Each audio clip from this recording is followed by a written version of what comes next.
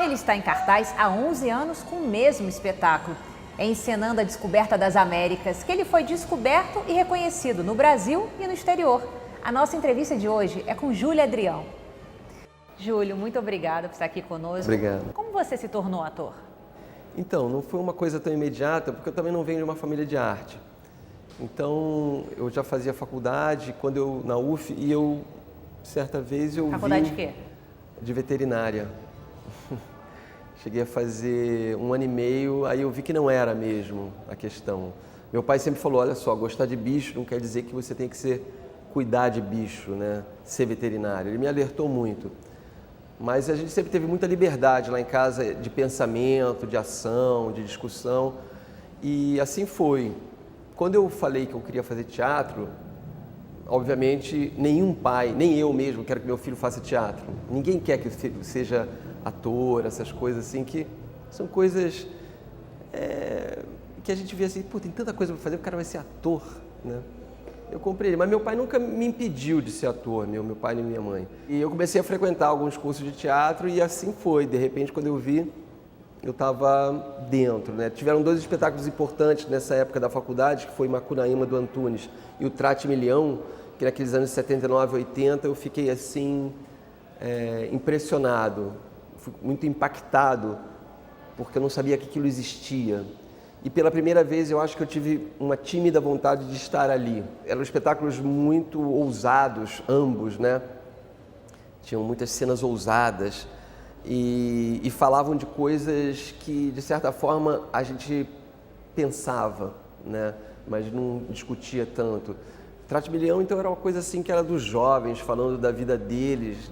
Eu também sou da Zona Sul, então era assim, tinha uma conexão, embora eles fossem um pouco mais velhos, tinha uma conexão muito forte com os pensamentos ocultos ainda, né? Que nem você mesmo desenvolvia. Tanto que era uma febre, né? Trate-Milhão era uma coisa assim da galera ir seguidamente. Tinha fila na porta para assistir lá no Teatro Ipanema várias vezes, né? Se decorava o espetáculo. Era uma via de escape, assim, né? Da juventude.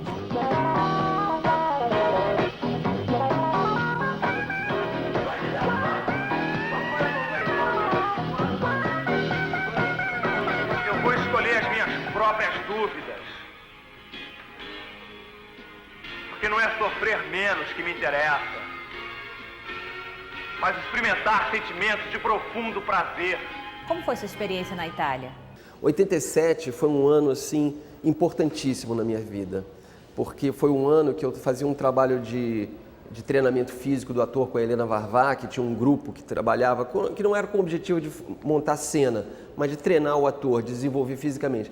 Naquele ano, o Eugênio Barba e algumas companhias de teatro da Itália, especificamente, que trabalhavam nessa linha de trabalho de físico do Eugênio Barba, vieram ao Brasil. Tascabile di Bergamo e o Potlet de Farasabina e o Farfa, da cidade de Farfa.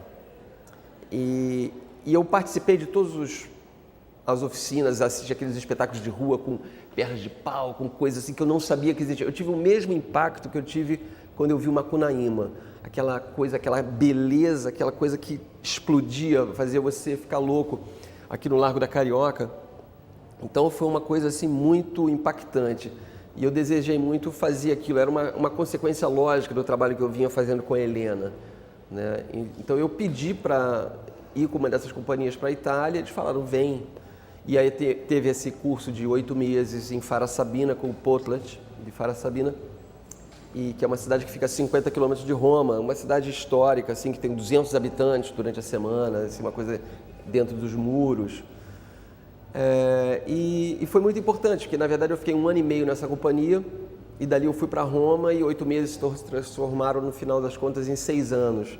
A gente criou uma companhia e isso foi muito determinante na minha vida, porque ali foi uma segunda escola mesmo, foi onde eu fundei as bases do que eu venho fazendo até hoje, de certa forma. Não com um treinamento tanto, mas com mais do que uma estética, uma orientação de um trabalho de ator, onde o ator está fisicamente pleno em cena. Na volta da Itália, o Circo Voador estava, já era na Lapa, e eu encontrei, a primeira coisa que eu fiz foi um projeto de circo, onde eu fazia o meu solo de rua, que era um espetáculo que eu fazia de números circenses, que a gente trabalhava muito com acrobacia naquela época e tal. Eu fazia um número solo de circo, de teatro de rua com técnicas circenses, dentro da minha limitação. Eu trabalhava então muito com a palavra, com a comicidade, com o texto, para fazer coisas que tecnicamente eram bem limitadas, mas funcionavam, porque eram números cômicos, né? O Homem Forte, o Mergulho no Copo, enfim, números clássicos que eu recriei a partir dentro desse espetáculo que chamava The Cash and Carry International Show. E foi a minha chegada aqui, eu fui apresentar a primeira vez, foi no Circo Voador, dentro de uma programação de circo. Então assim, logo em seguida eu me aproximei novamente do Teatro de Anônimo, que é uma referência do circo aqui no Rio, no Brasil, e dirigi um trabalho deles em 95 que até hoje está em cartaz, que é o Roda Saia Gira Vida. Na época ganhou o prêmio Mambembe de 10 melhores espetáculos e tal, que é um espetáculo que é ícone também de uma época. Então, para sempre aquilo passou a fazer parte da minha vida, né?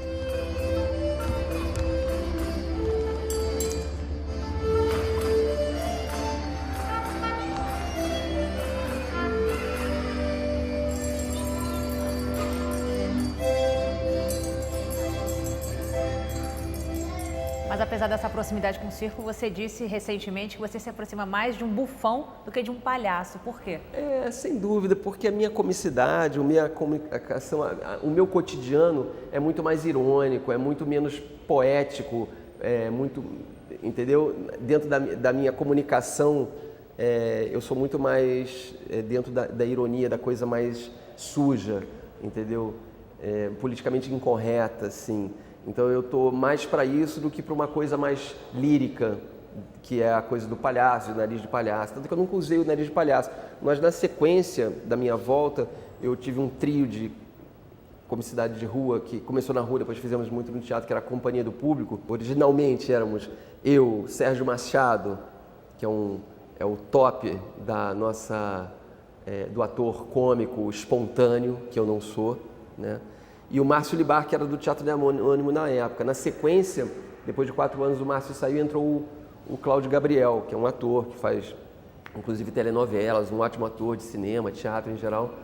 E nós trabalhamos durante 8 anos, também dentro da linha do Cash and Carry, com números cômicos, e nós fazíamos escadas para o Sérgio Machado. Então, a gente viajou o Brasil inteiro com esse espetáculo. Foi um espetáculo que durou 8 anos, ele ia mudando os números e era sempre o mesmo espetáculo, que era A Sua Melhor Companhia. Mas sempre trabalhando muito a gente era muito outsider, né? Dentro dessa galera que não frequenta, não está dentro do teatro, as pessoas conheciam a gente, mas a gente não era dentro não tinha um reconhecimento maior, assim, né? Agora isso mudou com a descoberta das Américas, Sem né? dúvida. Por que a opção de fazer um espetáculo solo, um monólogo? Foi uma coincidência de questões que aconteciam na época. Eu tinha feito essa tradução em 2000 com a Alessandra Vanucci. Na época, ela me convidou porque ela é italiana, fala bem português, mas não falava suficientemente bem para ter a palavra final. E eu tinha morado muitos anos na Itália, falo bem italiano. E ela me convidou para fazermos essa tradução sob encomenda. E nós fizemos, e o trabalho resultou numa leitura. E ela falou, esse texto não é para ser lido, ele foi oralmente criado, então, depois que ele foi transcrito, então vamos levá-lo para a oralidade de novo. Então, ela me propôs fazer um exercício de contar a história. Isso foi o grande lance, né? O grande diferencial, porque ela o tempo todo me alertou, você não tem que decorar as palavras que nós escolhemos para o texto, você tem que contar a história. Quando eu comecei a contar a história, naturalmente, apareceu até como ferramenta de defesa, né? Quando você está acuado, você tem que ir para cima, tem que resolver a questão.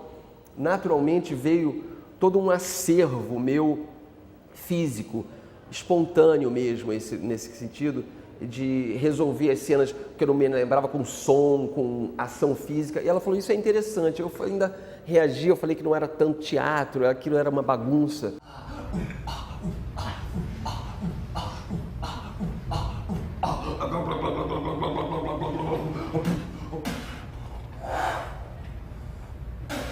foi um primeiro exercício muito rico. E nós fizemos e chegamos a apresentar umas 5 vezes, mas ele foi para a gaveta. Na sequência a gente fez o Rusante, que é um espetáculo do Rusante, século XVI, Itália e tal, antes da Comédia dell'arte e tal, precursor, que era com a companhia do público. Foi o nosso canto final, né? Foi um espetáculo, um texto teatral, e lá eu refundamentei a questão que depois foi alimentar a Descoberta das Américas em termos de ator mesmo, de atuação. Porque o Rusante era na rua do mercado, também na rua, sábado e domingo de tarde, assim, no cair da tarde, um espetáculo muito rústico, muito potente e que durou pouco. Coisas que acontecem. A companhia se separou naquela época e eu, como válvula de escape, caí dentro da Descoberta das Américas como opção de fazer de novo, aqui em 2004.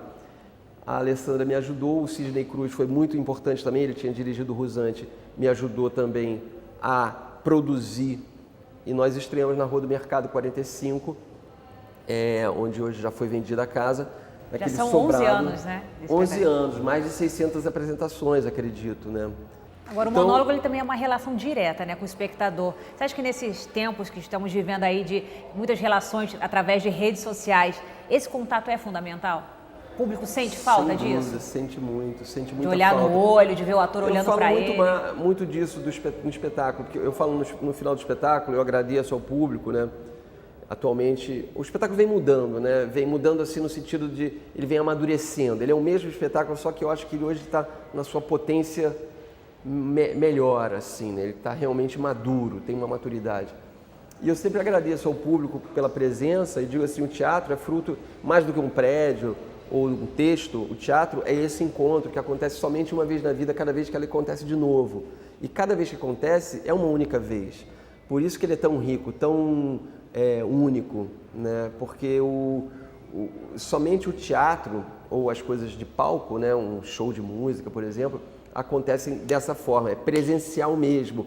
E a relação, se eu estou sozinho, só tem uma pessoa, o teatro acontece. Se não tem ninguém para assistir, não acontece o teatro. Eu posso até fazer um ensaio, mas não acontece o fenômeno teatral, que o fenômeno teatral é esse encontro, né? E o meu espetáculo é muito potente, assim, eu tenho noção disso, de como ele é todo frontal. Nem todo espetáculo solo ele é todo frontal, né?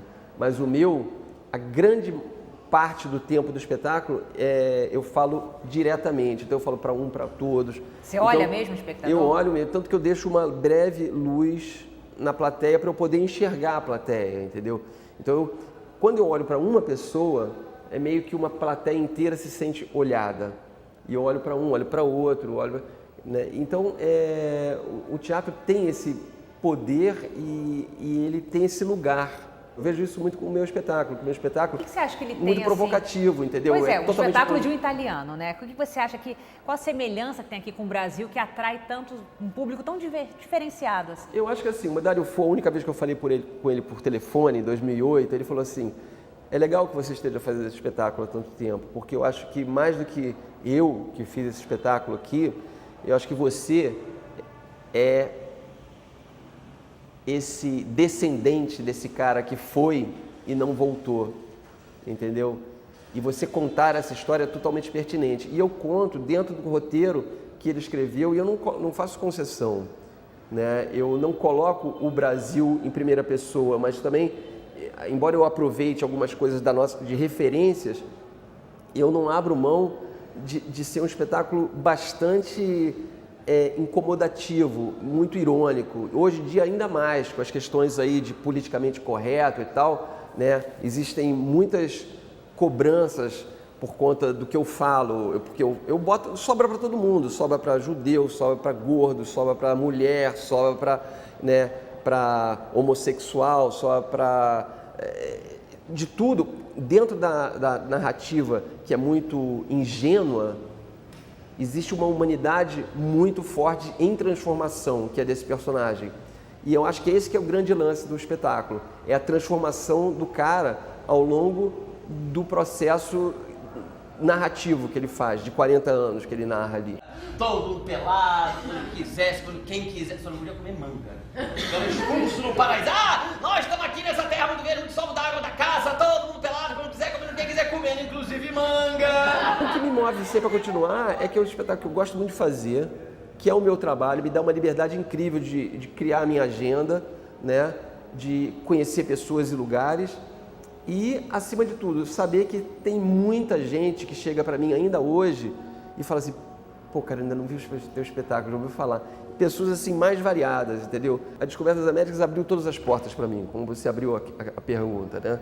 Depois da Descoberta das Américas eu comecei a fazer cinema, né? Nesses anos eu fiz vários longa-metragens, alguns que eu gosto muito, a totalidade deles por conta de ou convites pessoais ou por testes que eu fiz, mas a totalidade de projetos assim, onde eu pude, dentro do espaço que eu tive, fazer um trabalho que me acrescentou muito.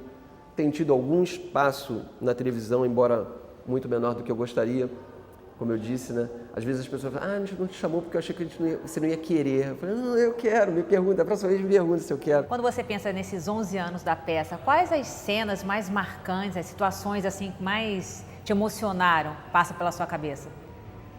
Não são poucas.